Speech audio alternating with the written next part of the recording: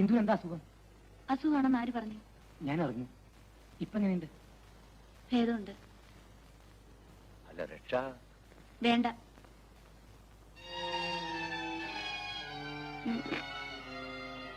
നീ ഒന്ന് കണ്ണു തുറക്കാൻ വേണ്ടി ഞാൻ കാത്തിരിക്കുകയായിരുന്നു. ഇന്ന് ഇവിടെ ഇറങ്ങിക്കണം. കണ്ട കേടിനൊക്കെ താമസിക്കാനുള്ള സ്ഥലമല്ലിത്.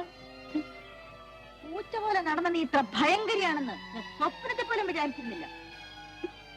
കള്ളക്കരച്ചിലൊന്നും വേണ്ട. നിന്റെ വീട്ടിലേക്കും കോളേജിലേക്കും ഞാൻ ഇപ്പൊ അറിയിക്കും. എല്ലാവരും അറിയട്ടെ. ദൈവത്തെ ഓർത്ത് എന്റെ ചേച്ചിയെ മാത്രം ഒന്നും അറിയിക്കരുത്. ഇതൊക്കെ അറിഞ്ഞ എന്റെ ചേച്ചി ചത്തുകളയും. ചാവട്ടടി. നിന്നെപ്പോലെ ഒരു അനീറ്ററൂടെ താമസിക്കുന്നതിനേക്കാൾ നല്ല ചാവുന്നതാ. ചേച്ചി എത്ര വലിയ പേടിയുള്ള നീ ആയി പോക്കത്രം കാണിച്ചല്ലേ?